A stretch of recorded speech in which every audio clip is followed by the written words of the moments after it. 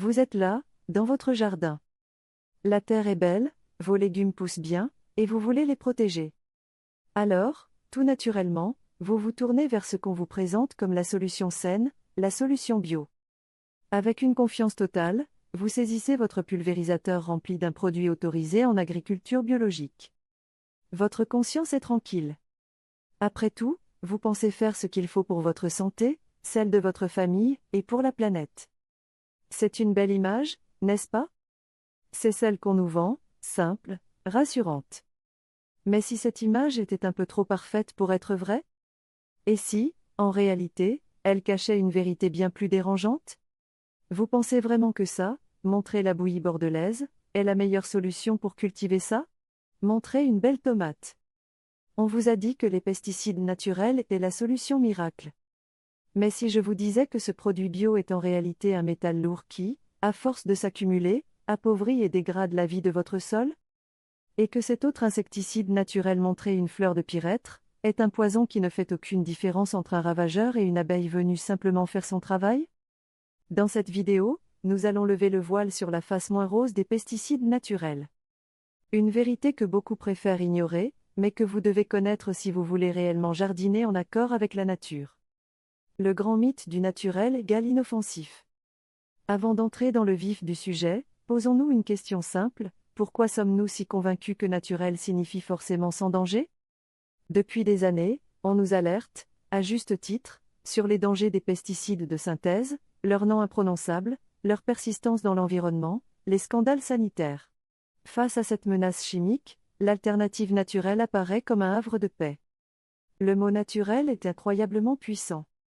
Il évoque la pureté, l'équilibre, l'harmonie. Lorsqu'on lit principe actif d'origine végétale ou substance d'origine minérale, notre cerveau fait un raccourci: c'est la nature, donc c'est bon.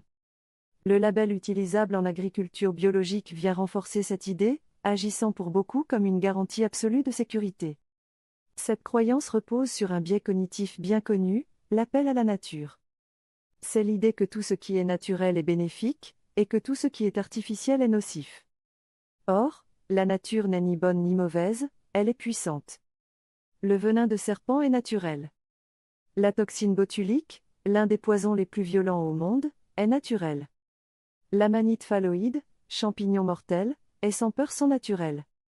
Le simple fait qu'une substance soit extraite d'une plante ou d'une roche ne garantit absolument pas son innocuité. C'est une règle de base en toxicologie, mais elle a été largement oubliée sous le poids du marketing et de notre désir de solutions simples. Le vrai problème, c'est que cette croyance nous déresponsabilise. En pensant utiliser un produit sans danger, on baisse la garde, on lit moins les précautions d'emploi, on en met un peu plus au cas où, et on ignore les conséquences bien réelles de nos gestes sur l'écosystème du jardin.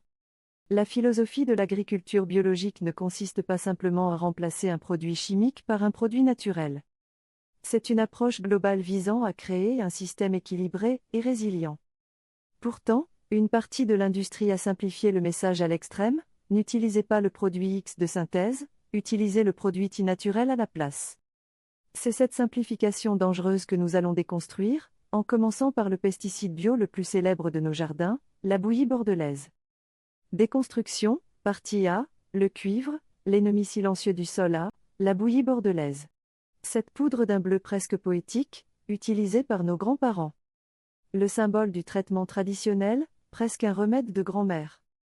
Inventée à la fin du XIXe siècle pour sauver les vignobles du mildiou, sa recette est simple: du sulfate de cuivre et de la chaux. Son efficacité contre les maladies fongiques est réelle. Les ions cuivre bloquent la germination des spores et protègent la plante. Pour un jardinier qui voit ses tomates attaquées, c'est une solution providentielle. Et comme elle est autorisée en bio, on l'utilise souvent sans trop se poser de questions.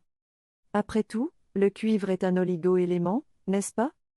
C'est précisément là que le piège se referme. Le problème fondamental, c'est que le cuivre est un métal lourd. Et comme tous les métaux lourds, il n'est pas biodégradable. Jamais. À chaque pulvérisation, une partie reste sur les feuilles, mais une grande quantité finit inévitablement dans le sol. Avec la pluie, ce cuivre s'accumule, année après année. Des études de l'INRA ont mesuré dans certains sols des concentrations dépassant 200 mg Kg, alors que le niveau naturel se situe généralement entre 2 et 60 mg/kg. Or, votre sol est un univers vivant, peuplé de milliards de micro-organismes, de champignons bénéfiques et de vers de terre. C'est cette vie invisible qui le rend fertile. À forte concentration, le cuivre devient un biocide.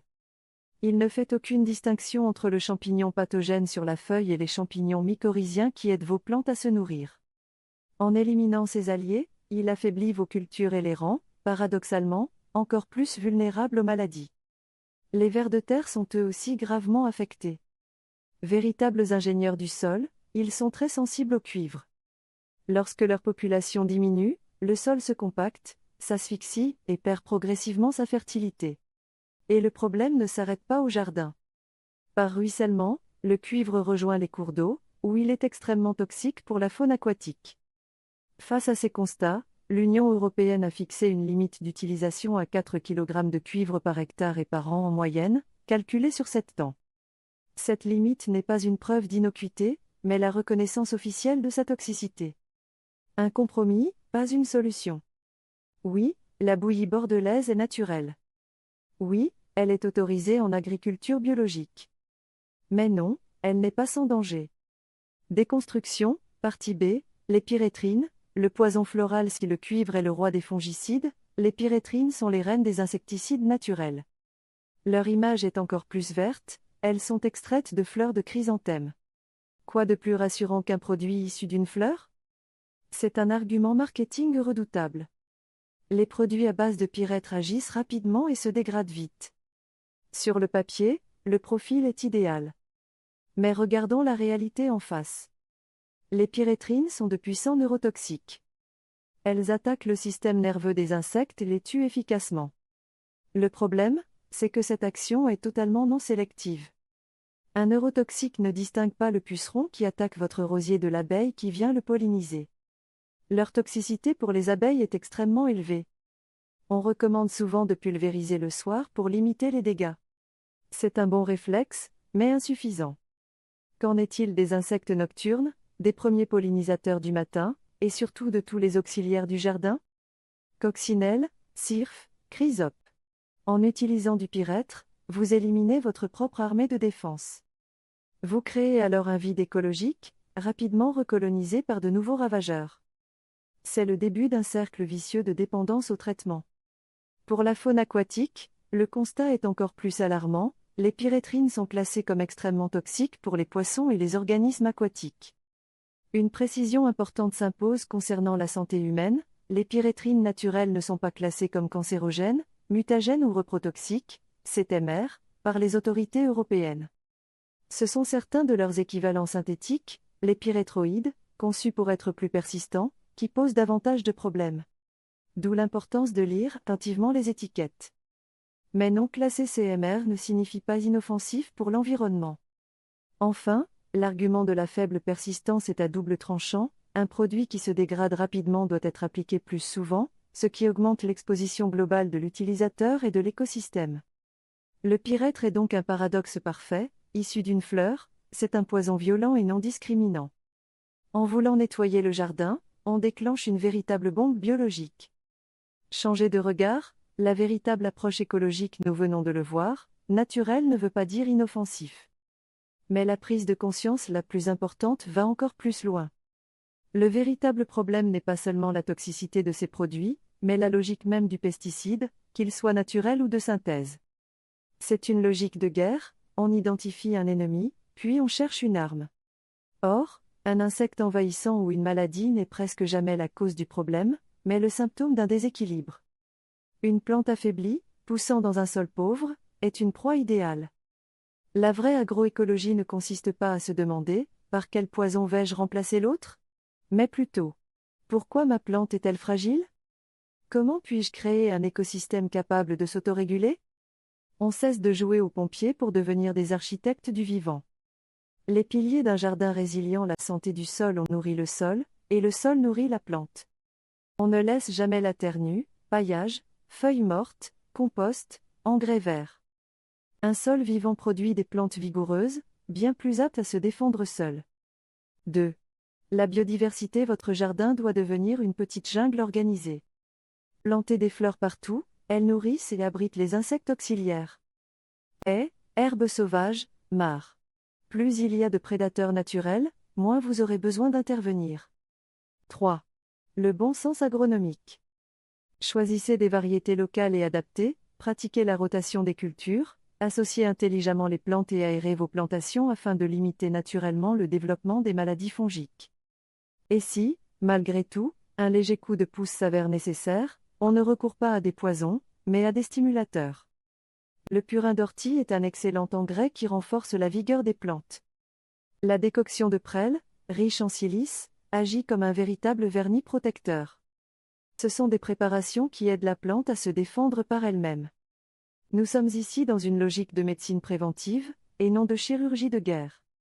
Adopter cette approche demande davantage d'observation et de patience que de suivre une simple recette imprimée sur une boîte. Mais c'est la seule voie réellement durable, celle d'un jardin qui se renforce année après année, au lieu de s'épuiser. Voilà le véritable esprit du bio. Alors, que faut-il retenir de tout cela ? Que l'image rassurante du naturel égal sans danger est un mythe. Nous avons vu que la bouillie bordelaise est un métal lourd qui fatigue les sols, et que le pyrètre, bien qu'issu d'une fleur, reste un poison non sélectif pour les insectes. L'objectif n'est pas de culpabiliser. Si vous avez utilisé ces produits, c'est parce que vous pensiez bien faire. Le but, aujourd'hui, est simplement d'ouvrir les yeux afin de faire des choix réellement éclairés, fondés sur la réalité écologique et non sur le marketing.